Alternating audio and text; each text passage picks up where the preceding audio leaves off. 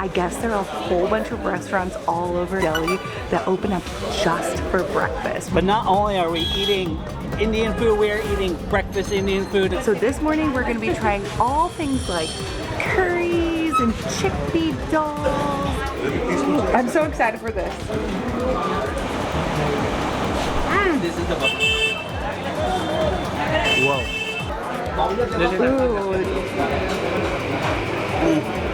That was delicious.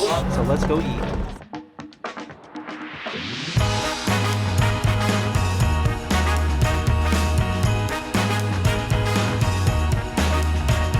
Good morning and welcome to our last full day here in Delhi, and we are doing something spectacular today. We are eating some of the best food in Old Delhi. The first stop is about 800 meters away, so instead of walking, we are in a tuk-tuk.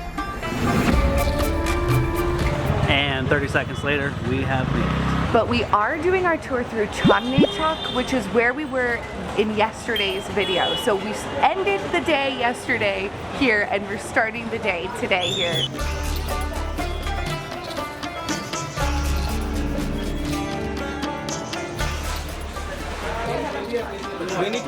We are going to be eating so many good foods this morning. The Indian food so far has been one of our most favorite foods around the world.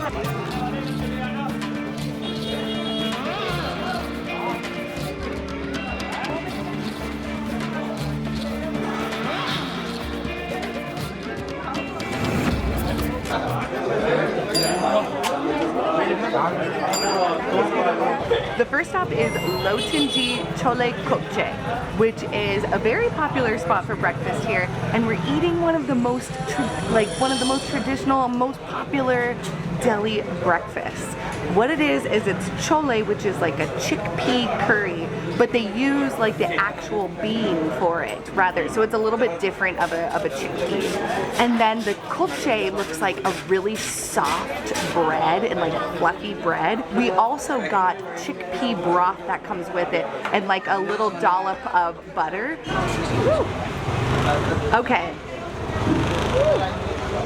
It's busy in here. So we're supposed to try this like juice right here, which is this chickpea juice that has a mixture of ginger in it. The reason why you drink this first is because it activates your palate and your taste buds so that you can fully enjoy the food here. So bottoms up. Ooh, that's good. Definitely can taste the ginger, definitely can taste the spice, like a buttery chickpea broth. Here is the kulcha, which is the bread part to it. Ooh, that is salty. It's like spicy, but not too spicy. Red peppered chili flakes is kind of what that spice is. But there is a touch.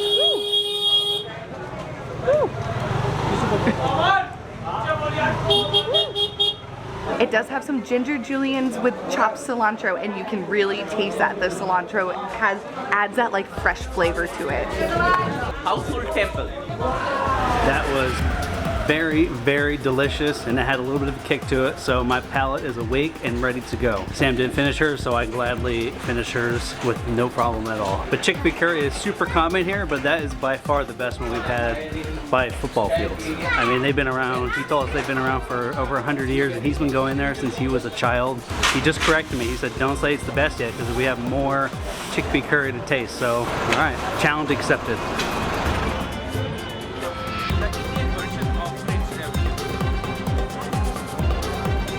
This is called Kebab Street. I think in the United States we need a street called Kebab Street.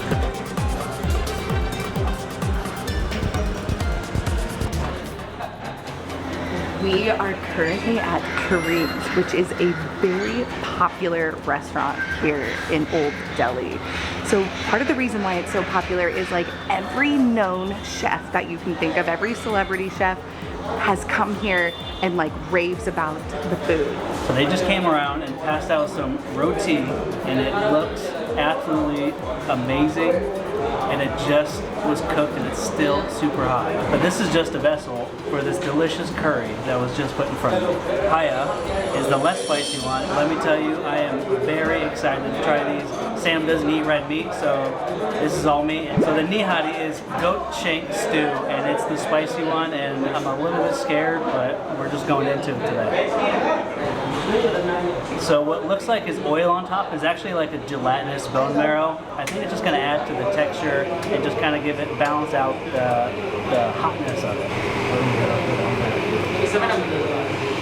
You got the spice, the citrus, the fattiness. My whole tongue is dancing. Ooh, there it is. There it is. The paya is actually one that you just like drink. What does that taste like? It really does taste more like a soup more than anything. Like curries tend to have like be really thick, and this one tastes like a curry soup, not spicy. So if you think all Indian food is spicy, it is not.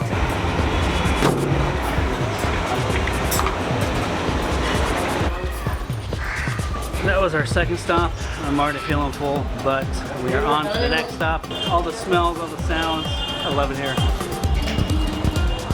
The next spot we're going to is a biryani place, which is a popular kind of food here. I also want to add that as we walk down these streets, I've noticed that Indians eat the most diverse amount of food. I've seen every kind of like vegetable, fruit. I mean, they literally incorporate every kind of food you could possibly imagine.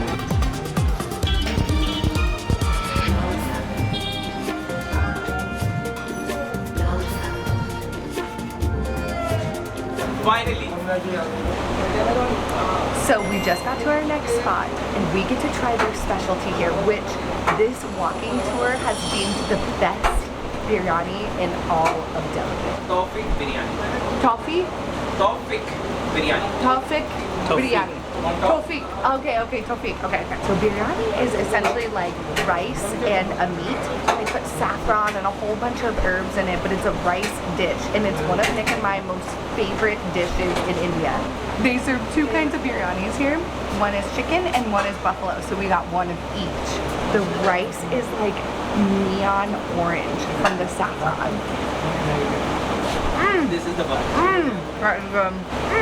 And there's so much flavor. There isn't a lot of sauce, but you would feel like there is a lot of sauce because it's so flavorful. But we got a couple drinks for the road. Sam got... I got a thumbs up. Apparently thumbs up are a little more fizzy and less rich. Thumbs up. Ooh, that is right. The food marathon continues.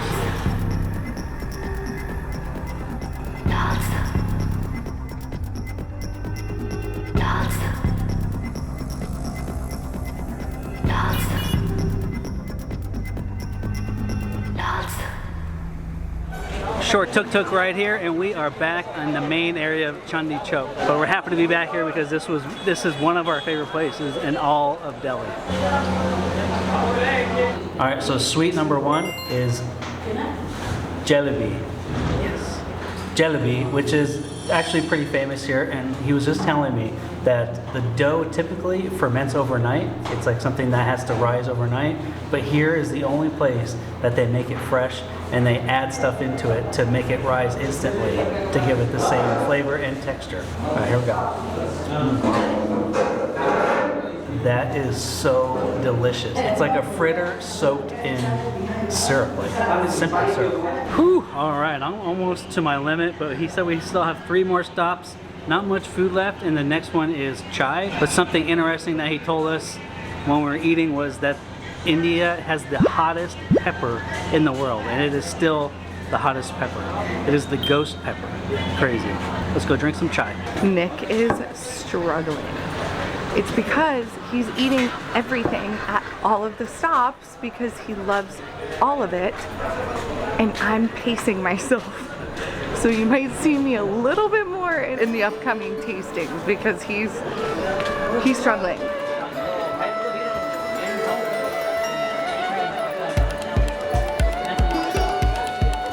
Walking down these like very old streets are so amazing, and mostly because the amount of electric cords is totally crazy. I mean, like thousands of electric cords just all over. मैं आऊँगा लेकिन मुझे time लगेगा क्योंकि मैं ये walk खत्म कर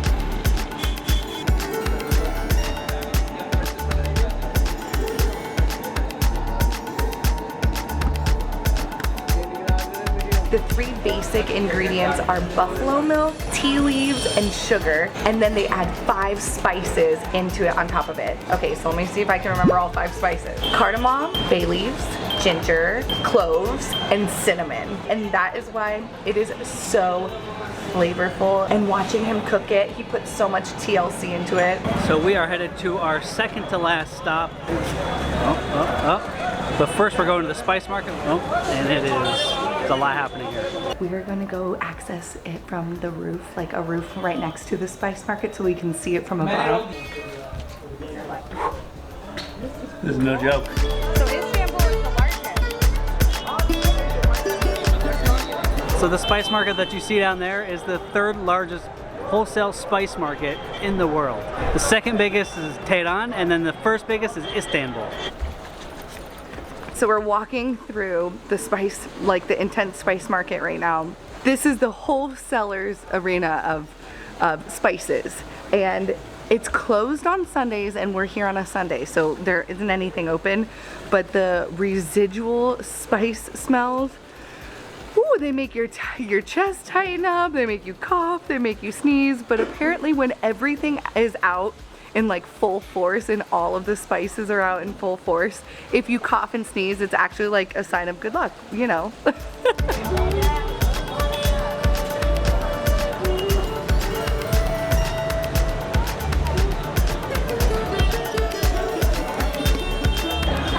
We're ending our last and final stop here getting Lassis, which are like yogurt drinks.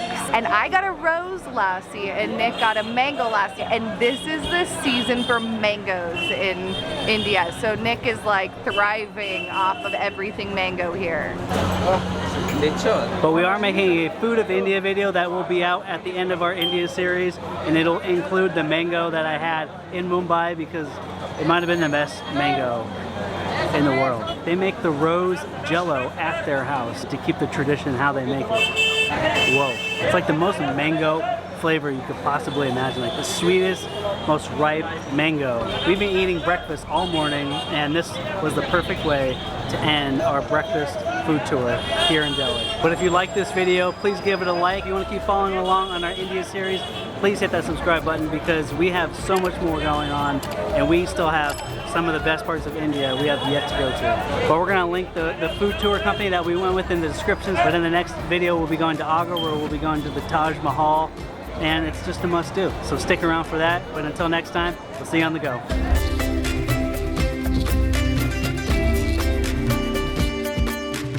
But we're not just eating, we are not just...